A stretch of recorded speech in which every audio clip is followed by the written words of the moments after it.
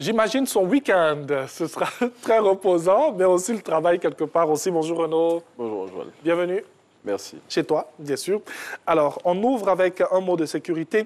Et là, vous nous apprenez que 2 postes de douane ont été attaqués au nord de la Côte d'Ivoire. Oui, ces attaques, selon Soir Info, ont eu lieu dans la nuit de ce mercredi à Kamano-Kaa et Korowita, 2 localités situées dans les départements de Kong et de Ferkessé-Dougou. À en croire le confrère qui cite des sources sécuritaires, ces attaques coordonnées auraient été orchestrées par le même groupe, car le mode opératoire qui a été utilisé aux 2 endroits est identique.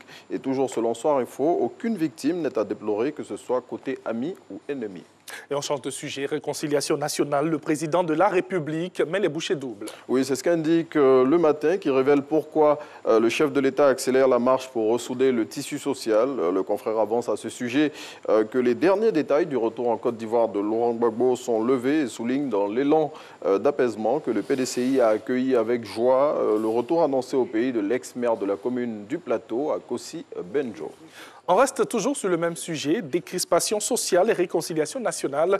Le président de la République donne son accord pour le retour au pays de l'ex-maire du Plateau. Vous l'avez signalé à l'instant. Oui, c'est ce que Barassa Une, l'Inter, qui indique que l'annonce de cette nouvelle a été faite hier au cours d'une conférence de presse par Maurice Kakou-Gikawe. Selon le confrère, le secrétaire exécutif en chef du Vieux Parti a salué cette décision du chef de l'État qui va donner plus d'entrain à la cohésion sociale. Et pour rappel, Akossi Benjo, maire de la commune du Plateau, est en exil depuis 2018 en France, après avoir été révoqué de son poste de premier magistrat de la Cité des Affaires pour soupçon de détournement de fonds publics et faux et usage de faux.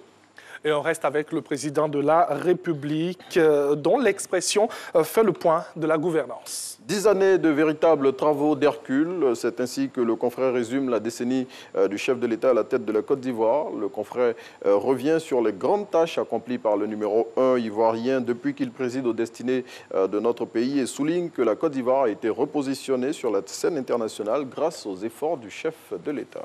Et de grandes réformes ont été menées au ministère de la Construction, du Logement et de l'Urbanisme. C'est ce que révèle l'intelligent d'Abidjan selon lequel les conditions de délivrance du permis de construire ont changé avec les nombreux écroulements d'immeubles qui ont été enregistrés ces derniers mois. Et à en croire le confrère, plus rien ne se fait comme avant et les conditions sont devenues un peu plus corsées. Retrouvez dans le numéro de l'intelligent d'Abidjan de ce jour les réactions des populations sur ces réformes dont l'objectif, à l'en croire, est de mettre de l'ordre dans ce secteur. Et prenons la direction de nos régions. La région du Tchologo va connaître une effervescence particulière ce vendredi. Oui, car les travaux du port sec de la ville de Ferkessé-Dougou, son chef-lieu, vont être lancés aujourd'hui en présence du Premier ministre Patrick Hachi.